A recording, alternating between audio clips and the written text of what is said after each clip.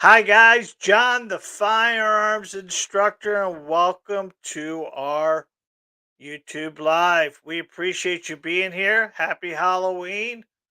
I'm glad you're here. I dressed up for the occasion. I've got my tie on, I've got my makeup on, and I'm ready to rock and roll today. If you're new on our live, please comment. Let us know where you're from. We would appreciate that very much, and we'll give you a shout out at the end of this thing. You can keep your comments and stuff like that. We'd love to get you talking. Today, we are going to do a cool little topic in regards to the myths of firearm business. And there's a lot of them. You guys know them. And we're going to give you a few that we picked out today. I think we have 10 or 12 or something like that. But I'd love to hear from you and let me, if I missed one or I didn't put one in you think is available, I would ask you to give me a comment on it. Thank you very much. Yep. So I just painted my face and looked like a clown. We're going to have a contest tonight. We're looking for the coolest and nicest name you could give the clown tonight. Be nice, be nice. But we're looking for the gun related clown name, and we will ship you off some swag. We'll pick a name at the end of this thing, and whoever comes up with the the best clown gun name, we would will make you the winner. So we appreciate that and send you off a T-shirt or a hat or something like that. Good evening. I'm glad you're here. Halloween. I hope you get out and get some candy.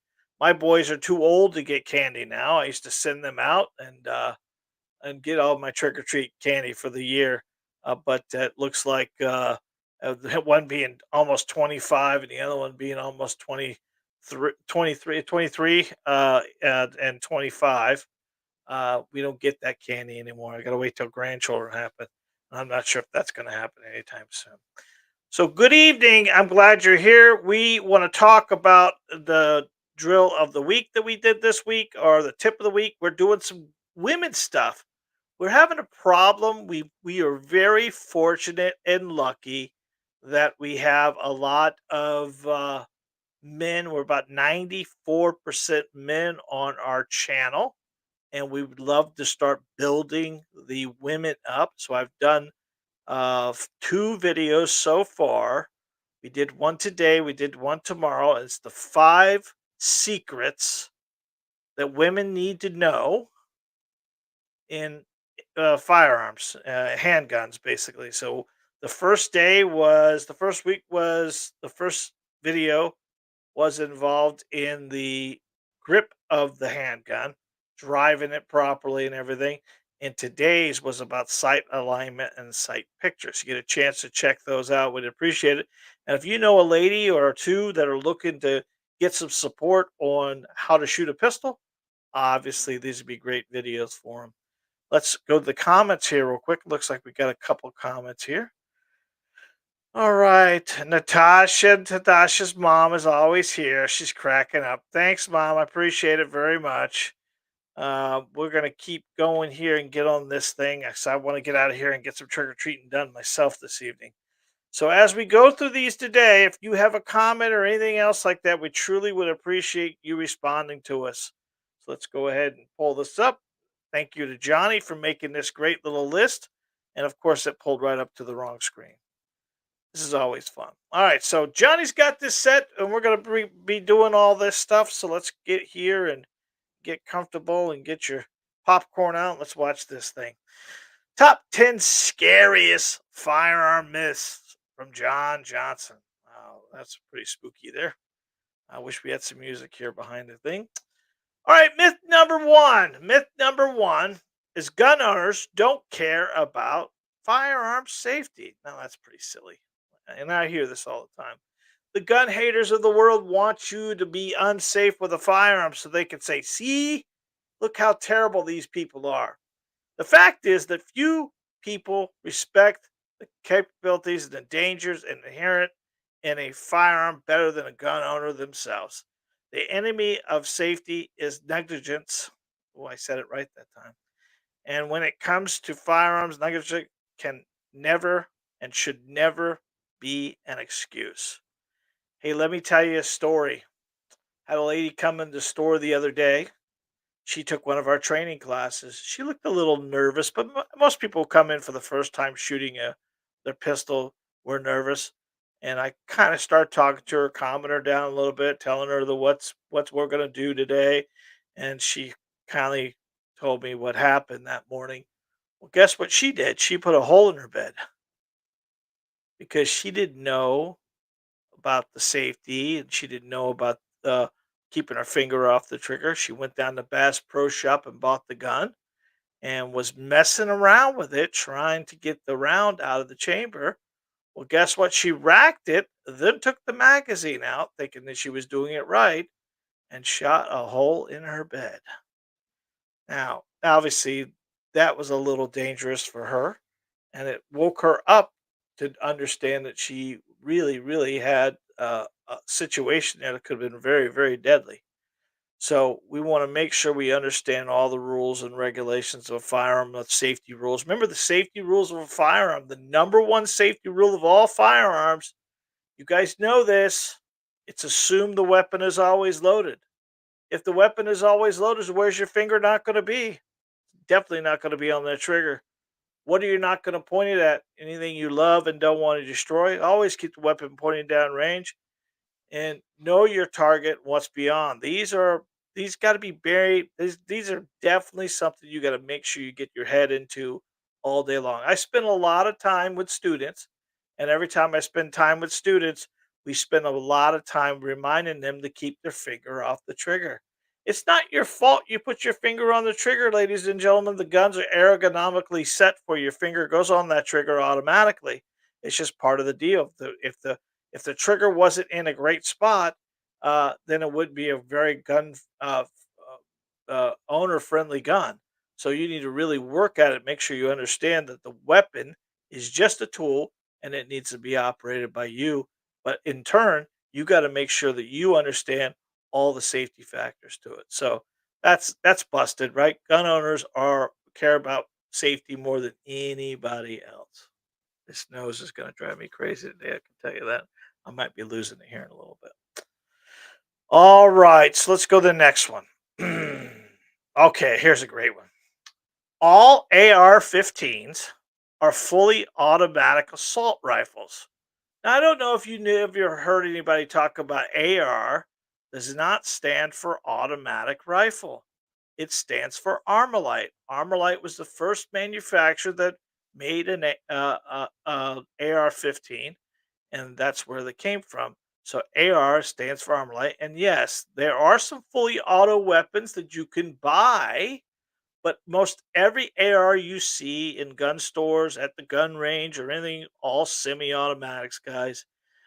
You have to buy a tax stamp and pay a lot of money for a full auto weapon. And as you see on the movies, full auto is hard to control. Even the United States military now only uses three-shot bursts. They don't really go through the full auto as well, especially in the hand-carried rifles. Some of the bigger deuces and things like that, they are using the full auto for sweeping purposes. Uh, almost all ARs are you see in a gun store are semi-automatic. The easiest way to explain a semi-automatic is each trigger pull results in one bullet being fired. Have you heard of any other stories about AR-15s? Most people are trying to get one of these now because they see what's going on in the world today.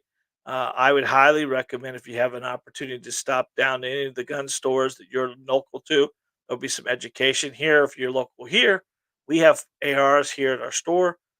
They are part of an arsenal. I wouldn't say that I would use an AR-15 for home defense purposes, but they surely would be perimeter weapons 100%.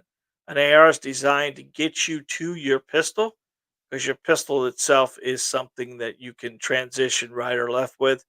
Kind of hard to transition right or left with a 16-inch barrel. All right, so that was myth number 2. Let's go on. All right, here's another myth which I hear all the time. A bullet is a bullet is a bullet. Our bullets are the same. Well, that's kind of silly. That's like every car is the same or every pair of shoes are the same. They're not. They're different. Bullets come in many different shapes, sizes, calibers, grains, counts, and forms of factors. They can be used for training, defense, less than lethal, demonstration purposes, like when they have the races, they have the shot rifles. They have blanks you can use. Bullets. The point is, a bullet is not one size fits all killing machines. Bullet is just what it is, guys. You got to put it in something.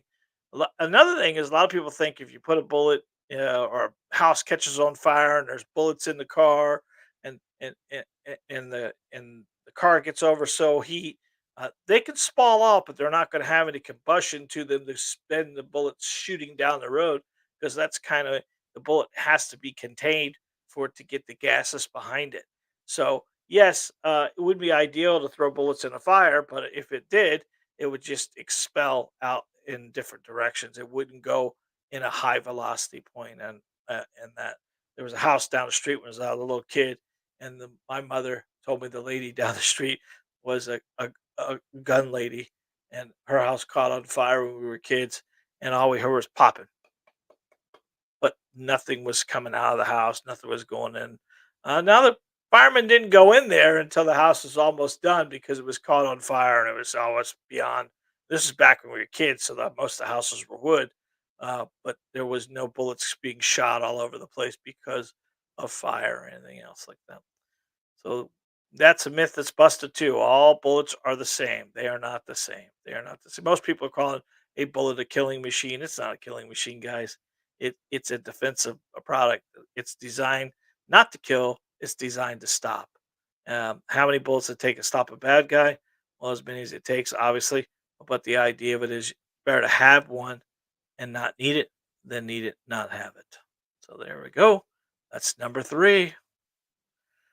All right, so here we go. Gun myths. This is the one I love all the time because this is the one that people see. Most people identify what's going to happen to them when they get shot by or what they see people getting shot by, what they see on TV. Now, that guy that walks in, kicks the door down, and takes the 12 gauge shotgun and shoots the bad guy, and he goes flying across the room. Well, it's just what it is, guys. It's movies. It's a movie set. It's how it's supposed to be done. It's in the script. That's exactly what it is. Most people who get shot. Matter of fact, my buddy was in Afghanistan many years ago, and they were doing from building to building. And one of the guys had taken a round through his bicep, and at the end of that, they did not. He didn't even know he was shot until someone told him because of the what was going on. They were high stress and everything else like that. So I can tell you, what you see on TV is not really what's going to happen in that scenario. Bullets do not send people flying. When a person is shot, they usually either fall up immediately to the ground or face some minor impact. Bullets are moving very fast, but they are not very big. This small mass means that even though they will hit hard in most surfaces, most no way is it going to knock you backwards. Now, let's get away with sometimes it can happen. I'm not going to say it's never happened, but majority of the time when you got a large caliber weapon being shot like a 50 cal, if you get shot with a 50 cal, you're flying backwards, ladies and gentlemen. But we're talking about defensive rounds, 22, 9 millimeter shotgun rounds, things like that. It's not going to send you flying. And it's very common. I deer hunted all my life. And when we shoot deer, they don't fall to the ground. They run away sometimes. Now, sometimes they fall, but most of the time they run away. And at that point in time, that could kind of give you an idea of what the factors. I know I've hunted many years and killed a lot of pigs, and a lot of those pigs, some stay real close, and some run for miles. It all depends on where the impact of the bullet hits you, and everything else like that. So the gun myth: does guns send you flying like the TV? Absolutely not. It does not, guys. So there's the beauty of that. That's number five. All right, you recognize this guy? If someone can tell me where this guy's from, we're gonna send you out some swag. This is a great movie. My boys and my mother watch this movie every week. They would watch a part of it. If you could comment on there, the first person to comment on there, we'll send you out a hat, one of our hats here, okay? So go ahead and comment up there. And this is a common, real good movie. And an extra credit, tell me who the major star in this movie was, besides this gentleman right here. All right, gun myths are gun owners are crazy hermits. Now, well, I'm pretty sure there's probably some out there, to be honest with you. Johnny put this screen in here together. There are some crazy hermits that are gun people, but that's a stereotypical of crazed old gun nut. Uh, but most people are nice and cool and neat and everything else like that. I find most of the gun people have very unique presentation of themselves, and they want to share their love and their support for all this stuff. So it's kind of cool. The fact is that stereotypical of the crazy old gun nut you see in the movies is just that. It's in the movies, guys. It's not real. And in many cases, gun owners are very social, happy to share their advice, kind words, and other information. That's the beauty of this, man. We need these firearms to protect ourselves and our family. And when we get around like-minded people, it feels so good because some people we're very fortunate here in Florida, man. We're the gunshine state, man. This is beautiful here. We get people coming in every day. I had a lady call me this morning all about a FOIC card. I need to have my FOIC card to do this. And I need you don't need your FOIC card to do anything. This is Florida. Forget you can just you buy the gun, you pass the background check, and that's all you need to worry about. So that FOIC cards from Chicago or Illinois area there, you can't even you could go into the gun store, you could try to buy the gun. You can't touch the gun, look at the gun, or do anything without having that card. If you don't have that card, you can't even touch the gun. And this is the kind of craziness that's going out throughout the United States, right? Listen, all the politicians that you want to talk to, they have firearms protecting them on a regular basis. Obviously, they don't want you to protect yourself, but they protect themselves. And most of them are being protected with not single shot weapons. They're protecting themselves with full auto weapons. All right, let's go on to the next one. All right, people buying guns so they can kill stuff. This is a silly myth. It's all over the internet. People are only buying guns for the purpose of going out and doing bad stuff with them. The statistics show the mass majority of people, gun owners, are purchasing guns for self-defense purposes. I can tell you, probably 90% of the people who come into the gun store here are buying weapons for self-defense purposes only. Uh, you know, there are some people who are hunting, but we don't carry very many hunting rifles in the store. In Florida, where we're at now, per state Florida, maybe, and some of the areas, the rural areas, their hunting's big this time of year.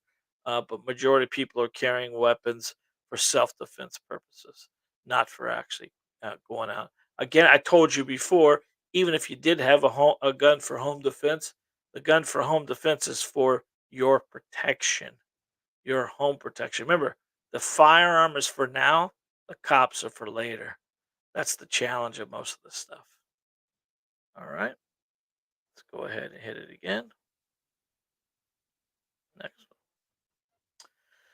All right, here we go. Great myth again. All gun owners are old conservative white men. I wish I could have a picture of all the people who come in here, whether they're we've got them in all shapes, all sizes, all people, all political parties, all different loves, lives, and everything else like that. We're doing a whole.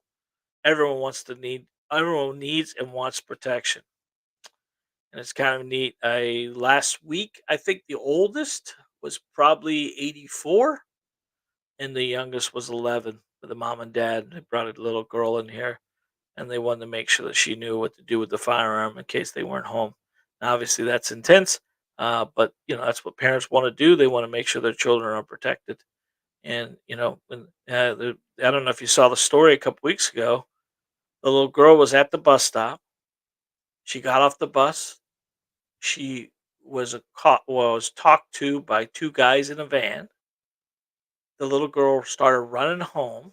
The van chased her home. The brother was home. The middle school brother was home. The little girl ran through the front door, and the men started kicking on the front door, just kicking, kicking, kicking. The little boy warned them. They they were gonna if they got in, what was gonna happen, and the little boy had to take care of matters to save him and his sister, and he surely did. So, you know, we always talk about children shouldn't be around firearms. I'm not a believer in that. I think children need to be educated on the strengths and their weaknesses, and make sure that they understand how to load and unload, and understand that a firearm is not a toy, but it is for self defense. But imagine if that young man would not have done that or those people would have got in the house, what they would have done to the little boy, as well as the little girl. So, everyone in the home, no matter what, if the firearms in your home, and we talk about this all the time, you need to make sure that everybody in the home knows how to operate, to load and unload a weapon that's in your home. And obviously, it's about maturity level, guys. You know what I'm talking about here. You don't want to give a 3-year-old a firearm, obviously, but if they're in the home and they can operate or have the ability to operate it, you want to make sure they understand it and get them through the training and everything else that they need.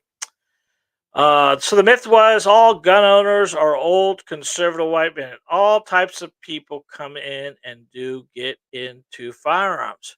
We see 25-year-old girls, 50-year-old men, even 90-year-old women. That's 92 and 93 is about the oldest husband and wife team that came from New York, and they lived here half the year, and they came in and got a gun for themselves for protection purpose. Remember, the firearms an equalizer, man.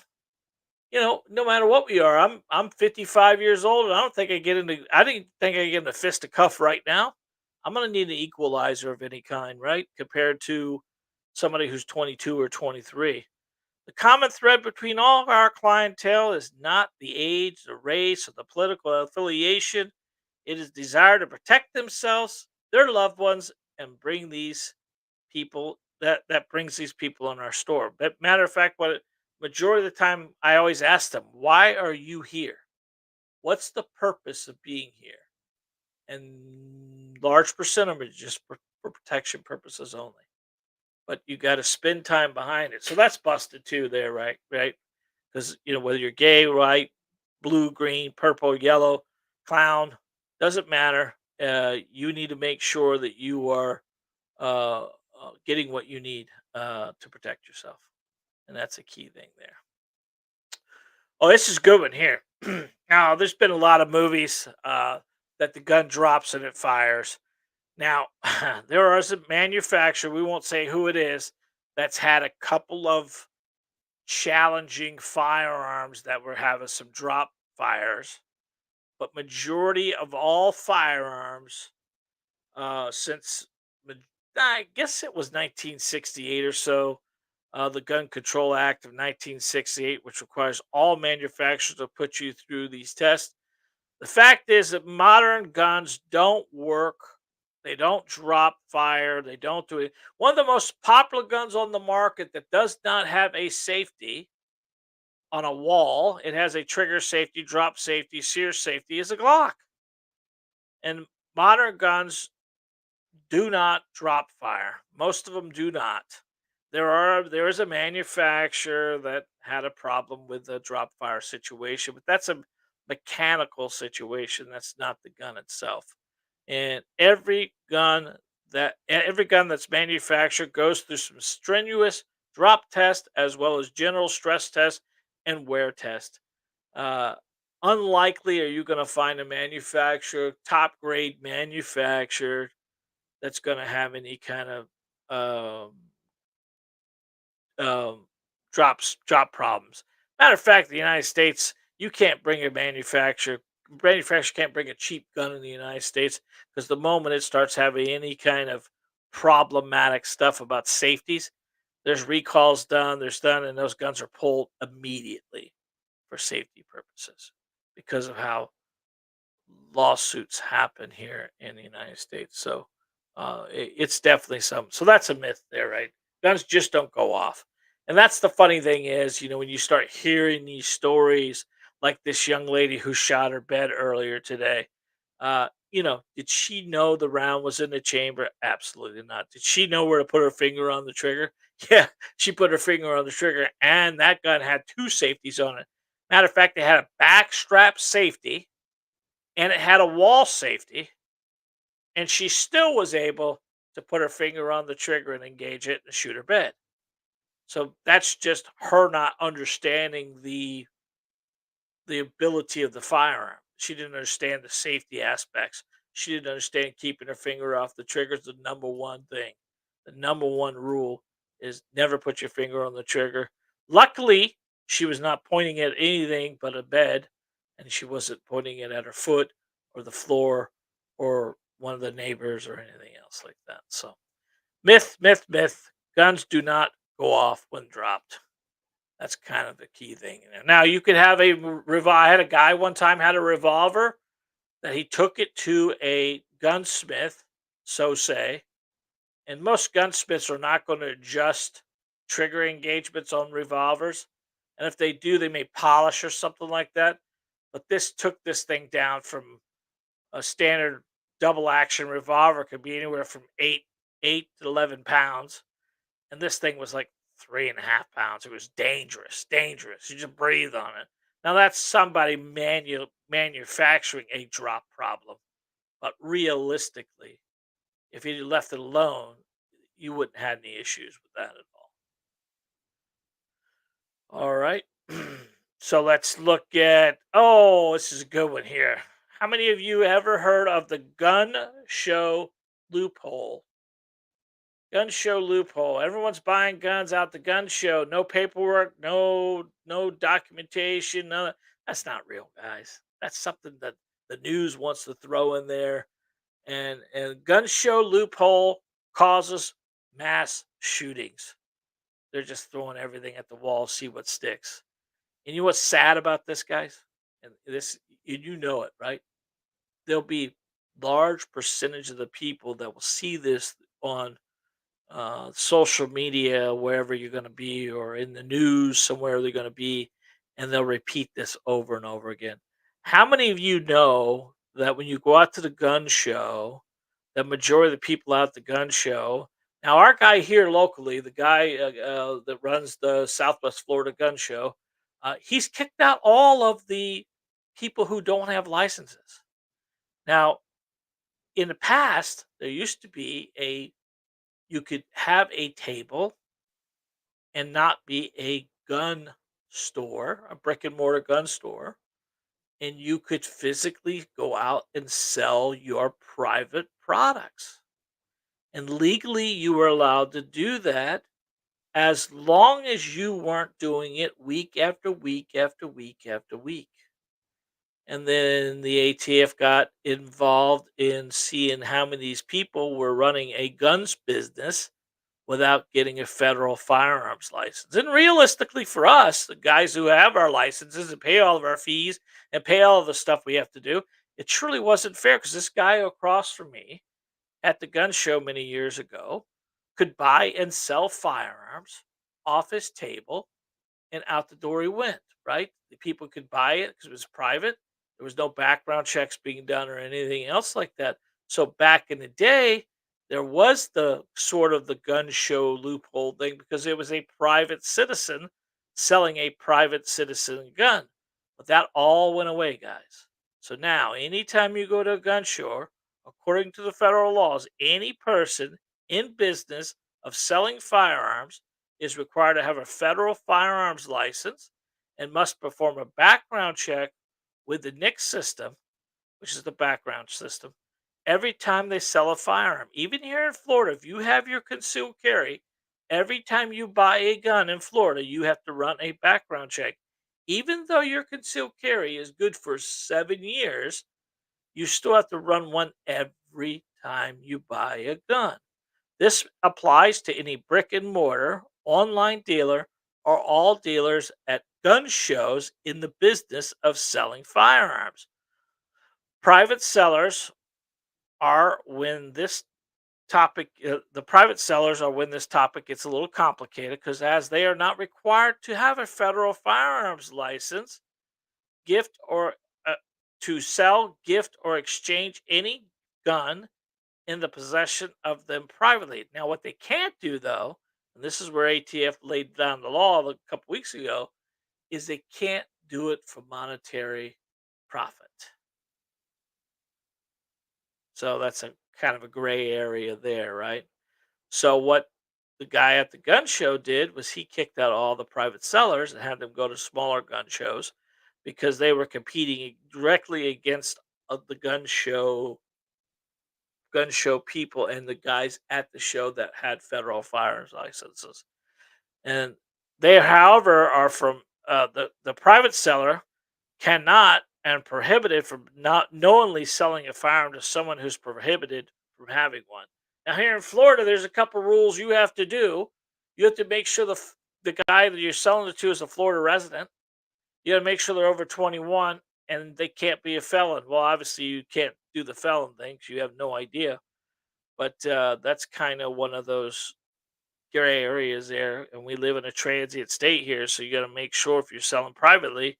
And don't forget, when you sell privately to somebody, you cannot get your name off that thing. Now, there's no gun registration in the state of Florida, but if you get your head around this, sooner or later it would come back to you, and you got to make sure you have all the information and all the stuff you need to know for the purpose of telling them where that gun went. Now, that gun could switch hands 20 times after that fact, but at least you have your CYA. You're covering your butt, if that makes sense.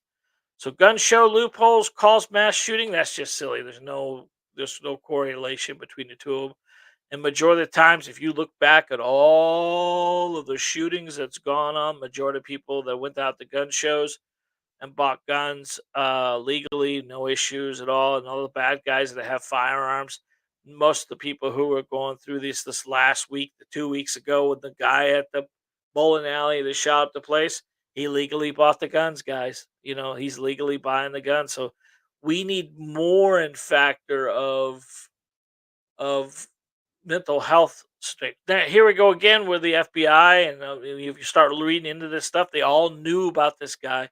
They all knew about this family, but they don't want to hurt any feelings by going over and asking a bunch of questions until it's too late. It's a sad scenario we live in. There we go. There. All right. So I think we are at a point where we are going to do some. Oh, we got a couple more. All right. So here's good. Here's a good one. Here's a good one. This is a great one. I love this because there's a couple myths on shotguns. I know you've heard this. So you ready? All I'm going to do is I'm going to rack the shotgun and it's going to scare the bad guy away. How many of you heard that? Now imagine that, guys. If you have the shotgun loaded for personal defense protection at your home and you rack the shotgun, what did you just do? You put a round on the floor. So now you got to rack it again because even the cheapest insulated home in the world, if the bad guy can't hear you racking it, how does it scare him away? All right. Now, a couple of years ago, I took a guy out. We did a video on patterning a shotgun. We actually took one of those judges, the 410, 12, 410, and 45 long colt. And we put a body silhouette guy out there. And we started at armed length distance and went all the way out to 25 yards in trying to get a pattern on the shotgun pistol. And then we did the same thing with a 18-inch pump Mossberg 500. And we put buckshot in it and we got started at 3 yards. I think we started at 3 yards and we went to 5 yards and we went to 7 yards and then we went out to 10 and kept going and see how wide the pattern would get. We didn't get much pattern out of that thing until we got past the 5 to 7 yards. So you're talking 21 feet before you even get any kind of pattern out there. So I would tell you, you could truly miss with a shotgun. On top of the factor of how much recoil management there is with a shotgun.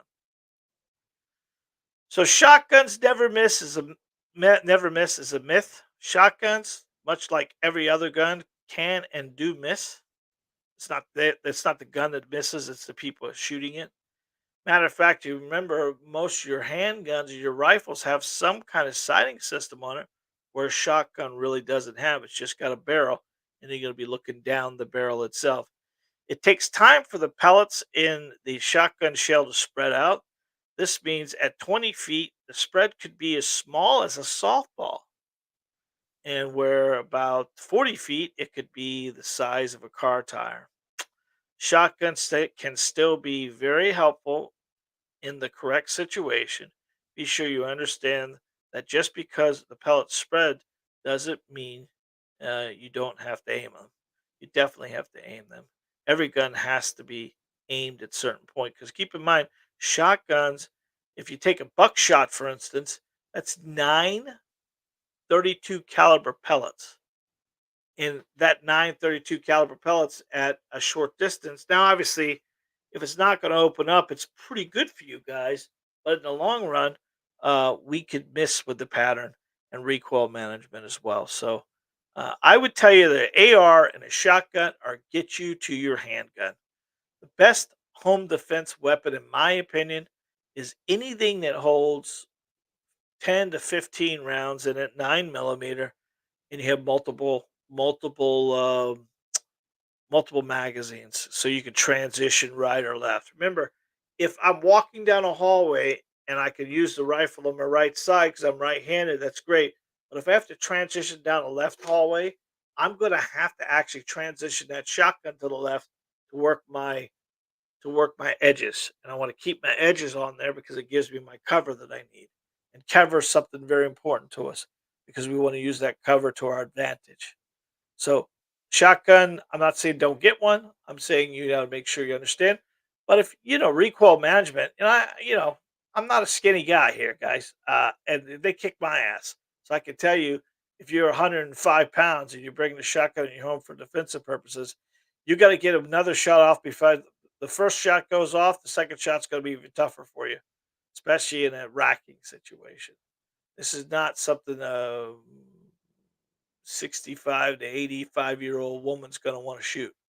She can run a Smith and Wesson easy all day long and kick buck with it and be able to put dots into small little points like that and be able to hit the target all day long.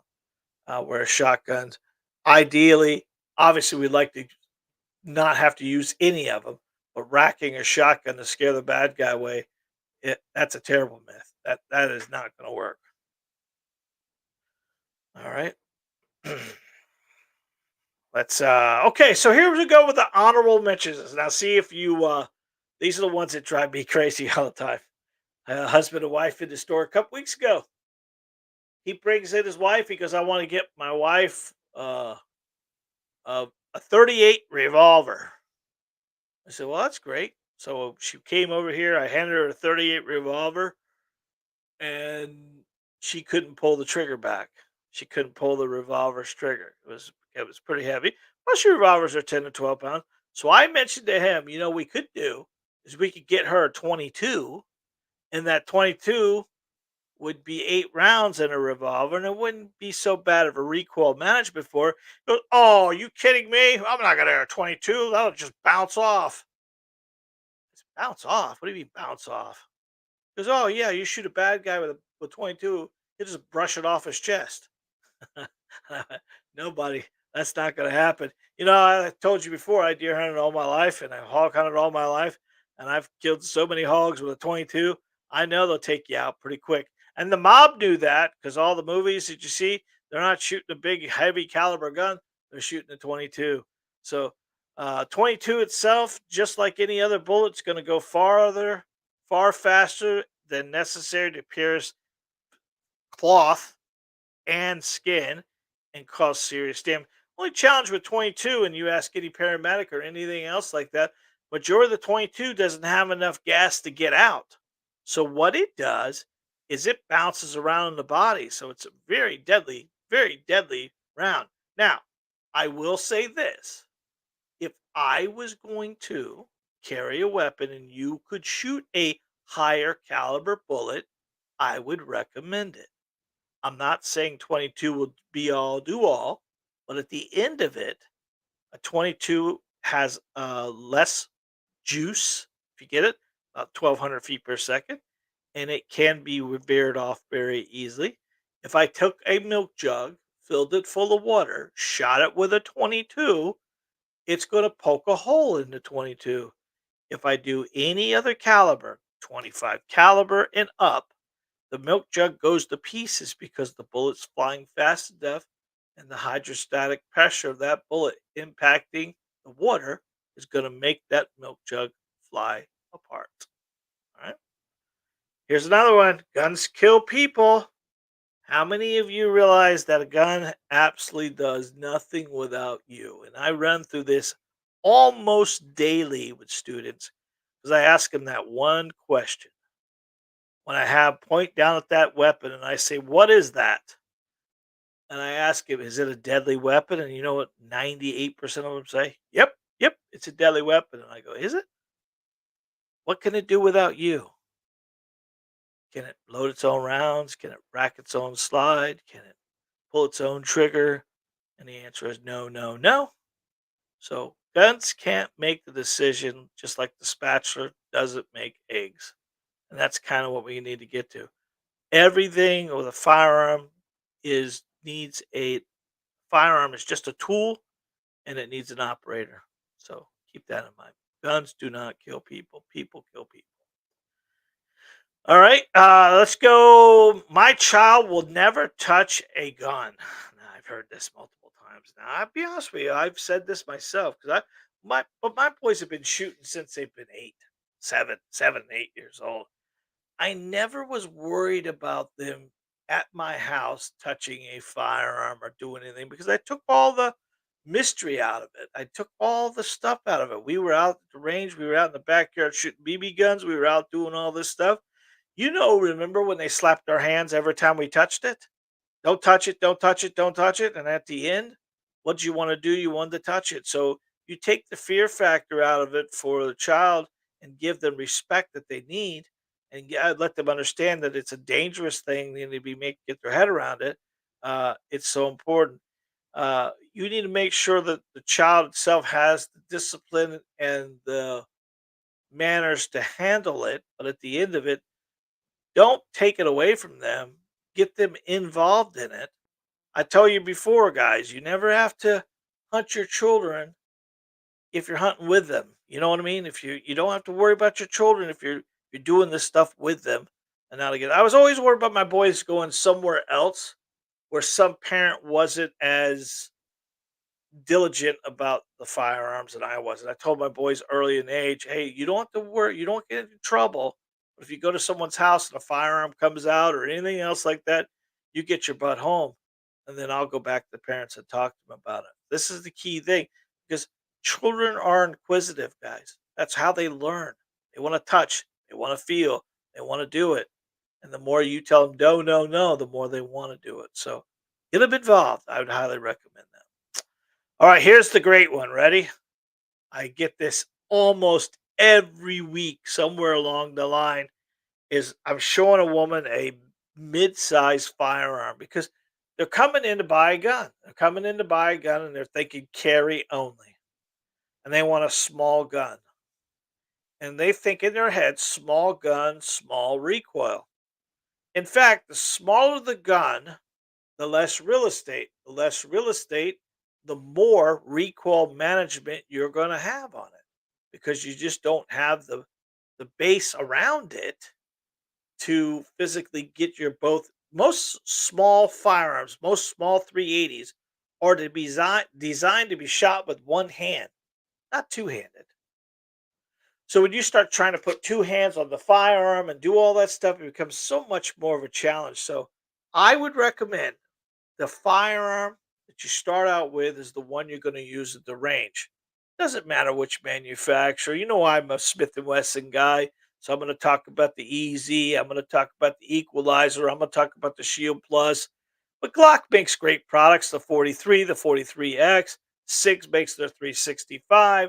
The Hellcat from Springfield. Taurus makes all the great little G2s, the G3s, the GXs. There's so many different manufacturers that you could look with that's not so small, but is easy to carry. Because obviously, the smaller the gun, it is going to be great for carry purposes. I carry a 9 millimeter in my pocket almost every day. Jacob carries a 380 in his pocket almost every day. It's part of that deal. They're easy to carry because Jake and I wear shorts all the time. But to have that gun and come to the range and shoot 500 rounds out of it, absolutely not. That's why we use other firearms. So the myth is small gun, small recoil. Fact is, the small gun shoots the same caliber as a big gun. It will kick more due to less weight and purchase. So that's kind of what you get your head on these myths. So let me back out of this thing here, kick over to any of the comments that we have, and see if we have any comments. So I'm going to open up to you guys for comments tonight. I'm going to come back here and hit me. Boom, push the button. There I am. I kept my face on. This nose thing's been driving me freaking crazy. At least you haven't seen me grab a hold to him. All right, so what do we got? Let's say hello to Tasha's mom and Tasha. Hello, happy Halloween. Hope you have some good candy there. Hope you have some good candy. All right. Okay. Oh, you can't win, Heidi. You can't win. Heidi gave it away. She said Tremors and Kevin Bacon. You're right. Hop Weasel. Way to go, buddy. How are you? I appreciate you too, buddy. Who else is on the screen? Let's talk a little bit. We're looking for some new ideas. Do you have any ideas what you'd like to see or hear on these lives? We love doing them. We think they're so much fun, and I kind of come up with them as we go here. So we're looking for some more. Any ideas that you have here? We would appreciate it. Pop Weasel, where you from, buddy? Our person? I know. I assume it may be. It could be a woman. Pop Weasel, where are you from? All right. So what do we got coming up? We got a lot of stuff coming up. We've got some kids shootout. We have the kids shootout this Saturday. That's kind of fun. It's the turkey shootout. We're letting loose 13 turkeys in the back, and we're letting the kids go at it. No, I'm just kidding. Now we got paper plates and we put paper plates up. We put balloons up. We put tin cans up. We give the kids 22s. We give them 50 rounds, and we give them a little safety briefing. And then we work on what's up, Izzy? How you doing, buddy? I Dizzio. I'm glad you're here, buddy. Midwest. Oh, okay. Glad you're here, buddy. Midwest, awesome. That's Pop Weasels from the Midwest. Hi, Dizzy's. What's going on, dude? What's going on for you, buddy? Yes, we have that coming up. We actually have our free. That's right, FREE. We're starting our free concealed carry classes here in the Cape Coral. These are group classes that we're offering, and we're offered to anybody in the Cape Coral, Southwest Florida area. That Oh, Addison, hello, honey. How are you? I think you commented something today in one of our things. We appreciate you being here, honey. Congratulations. She's new. We appreciate you being here, Addison. Thank you very much. I think she watched one of our women's thing, didn't you? Let me know where you're from, Addison. Where we're at in Florida. All right. Yes. So we have our free concealed carry class we're doing every Wednesday night at 6 o'clock. We're going to be offering a free concealed carry class just to give back to the community. It's going to be starting at 6. It is going to go till about 7, and we're going to give you everything you need to apply for the state at one low cost. So we're trying to do that just to build up our base of people, and it's a starting point for most people. Most people think they need a permit to buy a gun. You don't need a permit to buy a gun. You need a permit to carry a gun, and that's the cool thing about that. All right, so we got Addison, we got D Zizzy, we got Pop Weasel, we got Miss Johnson on there. We've got Natasha. Well, if there's nothing else this evening, guys, we're at 51 minutes and we appreciate it. Trigger happy. That's probably a good name for the clown. That's probably a good name for the clown there, Addison. I appreciate that. Anybody else got any names for the clown? We'd love to hear it. Don't answer that, Miss Heidi. Don't answer that, Miss Heidi. All right. If nothing else, guys, I love you very much. Thank you for joining us tonight. Make sure that if you want to go to our swag stuff, there is that still we have that discount for you guys. It gives you 20% off when you use the code secret20. That's secret 20, and you can get any of our t-shirts, any of our mugs, any of our hats. Go to any of our videos, watch it, and enter that secret code secret 20 for 20% off of any purchases over $100. If there's nothing else, God bless, be safe, and remember. Oh, okay, Addison said something else here. Watched your video, very helpful. I'm from the North Florida. She's a deer hunter, right? Deer hunter. I think I read that about you, deer hunter. But she hasn't shot a pistol much, and she's watching some of our videos. We just posted another one today, Addison, in regards to sight picture and sight alignment. This whole week, we're doing one video every day, and we're going to put these 5 videos together and keep them posted up there. It's going to give the women their little secrets, because women have to control the weapon a little differently than men, and men control the weaponry. A man could shittily hold the gun and shoot it okay, because we can muscle it. A woman has to really work at it to control the weapon. It's about pressing out and pulling back and really locking those back muscles in. And the more you lock those back muscles in, so once you've got control of the weapon, then what we're going to do is we are going to teach you how to sight the weapon in. And thanks, buddy. I appreciate that, Pop Weasel. I appreciate it. My son put this together for me. I grabbed the hat. We've had my wife's got all this. She's a school teacher, so she had all this stuff in there, and I just stole from her. Got some stuff. I went to Wal. I went to Walmart about an hour ago, 2 hours ago, or whatever it was, and I went to go get something like a. I didn't have the nose, and I went to go get the nose, and that place is completely no Halloween. It's gone. They threw it all in a bucket, and they're just starting to put Christmas stuff up today.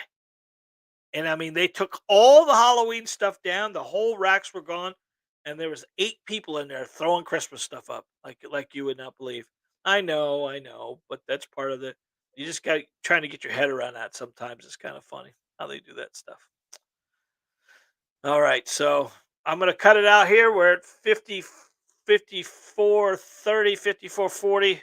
If nothing else, God bless. Be safe. And remember, you are your first line of defense.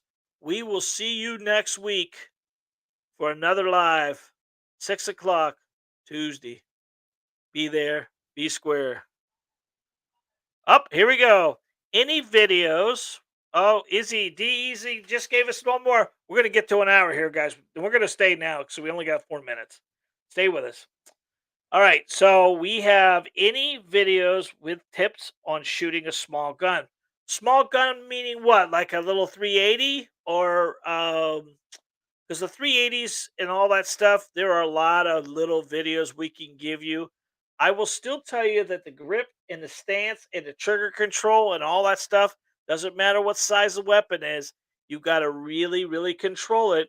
And if you have not watched one of our videos in the point of controlling the weapon, uh, Glock 43, okay, Glock 43 is a little snappy. I can agree on that. But have you watched one of our videos on proper grip? Because proper grip starts. Are you right-handed, D Izzy? Tell me if you're right-handed or not, real quick. If you're right-handed, most people over torque with their right hand. All your power, all your strength, and all your control comes from your non-dominant hand. We kind of teach the thumbs forward method. So easy. Put your hands in this position, just like this. Now that's over my face. Now, I'm right-handed. I'm right-handed and right eye dominant. So I'm confused. Can look at the camera. So my right hand is going to grab a hold of the weapon with these three fingers, and my left hand is going to squeeze down and make a full grip. Now, what happens is this hand here with these four fingers, we need to double squeeze with the four fingers versus the three fingers on the other hand. It's a 60-40 split. And majority of the time on a 43, that trigger is so notorious for pinching the shit out of your finger that you've got to slowly press it back. I want to almost think about taking the trigger and just creeping it back until it surprise cuts. In other words, you didn't know the gun was going to fire. Oh, right-handed, left eye dominant, so a bit challenge. Yeah. Okay, so what you need to do is think about this. We need to marry the weapon and the eye together. So, ideally, if you take your right hand and your right hand, you want to have it on your left eye. So, we're looking at this thing, we want to make sure we're looking over the gun. And this is going to help us tremendously. So, we turn our chin. I'm having such a problem. Turn your chin to get your eye over the weapon. Marrying the eye and the weapon together is going to help you tremendously. There's plenty of videos uh, on our website. Dominant eye is the key thing. We must use our dominant eye to control the weapon. Weapon over dominant eye will make it a make it right where it needs to be, and then we need to be careful of pulling that trigger than pressing the trigger. And here's the definition of a pull versus a press. Put your hands out in front of you just like this, Diaz. All right. Now, I want you to think about your right hand has 5 pounds on it. All right. And your left hand is out there in the open. Now, imagine if I dropped 5 pounds on this hand right here. What would happen to the 5 pounds that was down? If I dropped it at any distance at all, it's going to upset the other 5 pounds. It's going to go crazy.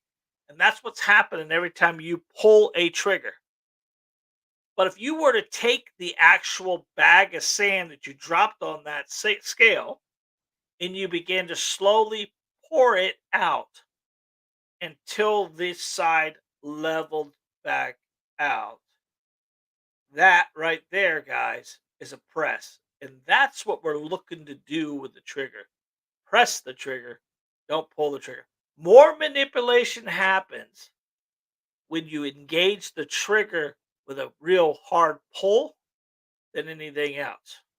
Keeping the gun over your dominant eye, slowly pressing the trigger, and keeping the gun level during the shots is one of those things that you need to do.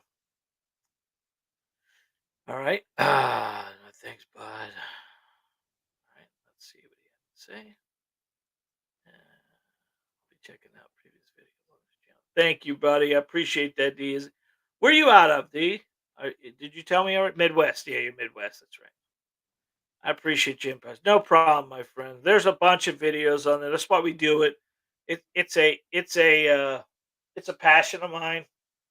I love teaching students. I love educating. It's part of the deal. Shooting's not complicated. It's complex. It's just little moving parts, little pieces and things. The more we can put it together, the more we lay it out for you, the more you can see how simplification it is. Realistic shooting a pistol is just holding on to it and pulling the trigger. But at the end of it, it's not something you want to do. New Jersey, oh my God, that's crazy. Hey, Natasha up top there's she was from New Jersey. I think she was right there where Sandy came through. To be honest with you, Natasha's one of our members here at the store.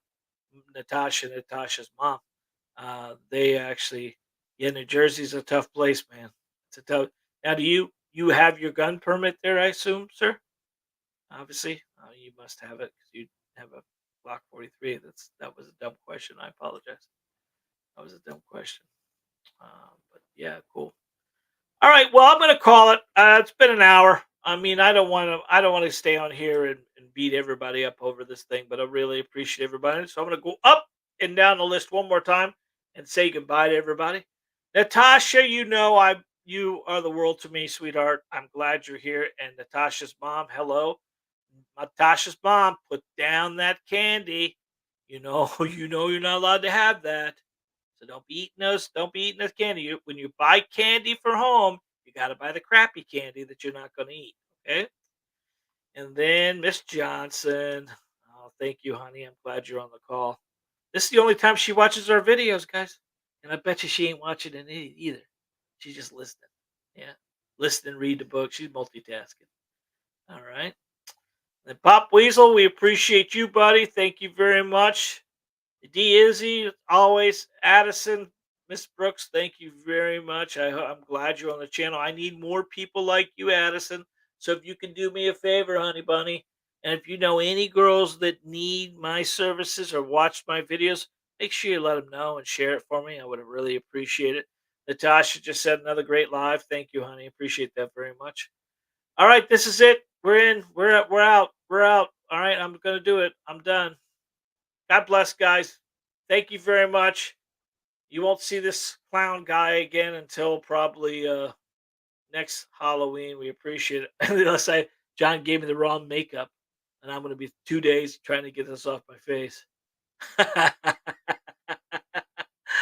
God bless, guys. I love you. Good night. We'll see you again. Bye bye.